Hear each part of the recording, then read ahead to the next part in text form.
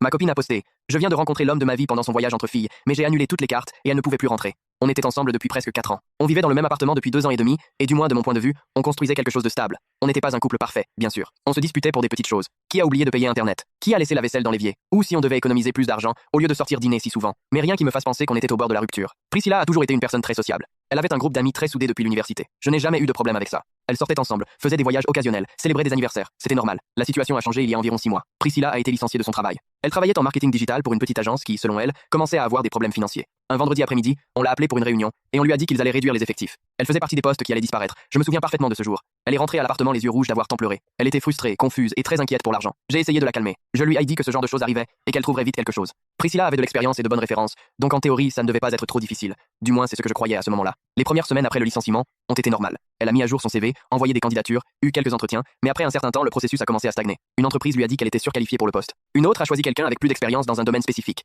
Dans 2 endroits, ils n'ont même pas répondu. Avec le temps, Priscilla a commencé à se décourager. Je la voyais passer plus de temps à la maison, sur son téléphone ou à regarder des séries. Certains matins, elle se levait tard, d'autres fois, elle disait qu'elle était trop stressée pour envoyer d'autres candidatures ce jour-là. Je ne la blâmais pas complètement. Chercher du travail peut être épuisant émotionnellement. Pendant ce temps, je couvrais pratiquement toutes les dépenses. Loyer, factures, nourriture, essence, abonnement, tout me pesait à ce moment-là. On était ensemble depuis des années et, de mon point de vue, se soutenir dans les moments difficiles faisait partie d'une relation. Priscilla disait toujours que quand elle trouverait un autre travail, elle compenserait tout l'effort. Mais les mois continuaient de passer. 4 mois, 5 mois, et rien ne changeait vraiment.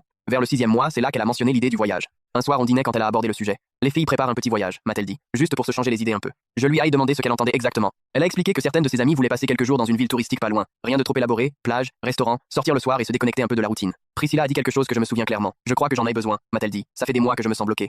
Selon elle, l'idée était de se détendre quelques jours et de revenir avec l'esprit plus clair pour recommencer à chercher du travail avec de l'énergie. Au début, j'ai un peu hésité, pas parce que je ne voulais pas qu'elle voyage, mais parce que la situation financière était délicate. J'étais en train de payer tout et un voyage impliquait plus de dépenses. Priscilla a vu mon expression et a ajouté rapidement: ça ne sera pas si cher. Les filles ont trouvé un hôtel avec réduction. Elle a fait des calculs approximatifs, vol low cost, partager l'hôtel entre toutes, repas simples. Même comme ça faisait de l'argent. Mais la voir si découragée pendant des mois avait été difficile. Si ce voyage l'aidait vraiment à se changer les idées et à revenir avec une autre attitude, peut être que ça valait le coup. Alors j'ai accepté. J'ai payé les vols et je lui ai aussi prêté une de mes cartes de crédit pour les urgences pendant le voyage. Je lui ai dit de l'utiliser seulement si nécessaire. Priscilla s'est montrée très reconnaissante. Les jours suivants, elle a beaucoup parlé du voyage. Elle montrait des photos de l'hôtel, des endroits qu'elle voulait visiter, des bars bien notés. Elle semblait excitée à nouveau, quelque chose que je n'avais pas vu chez elle depuis des mois. Elle m'a même dit plusieurs fois que quand elle reviendrait, elle se concentrerait complètement sur la recherche d'emploi. Ce sera comme un reset, m'a-t-elle dit une nuit. Le jeudi du voyage est arrivé. Je l'ai emmenée à l'aéroport tôt le matin. Ses amis étaient déjà là quand on est arrivé. Elle parlait toutes, riait et prenait un café en attendant d'embarquer. Priscilla m'a fait un long câlin. Merci pour tout ça, m'a-t-elle dit. Je lui ai répondu de s'amuser et de profiter du repos. C'était le dernier moment complètement normal qu'on a eu. Le premier jour du voyage a été tranquille. Elle m'a envoyé quelques photos par message, la vue depuis l'hôtel, une immense piscine, un plat de fruits de mer dans un restaurant.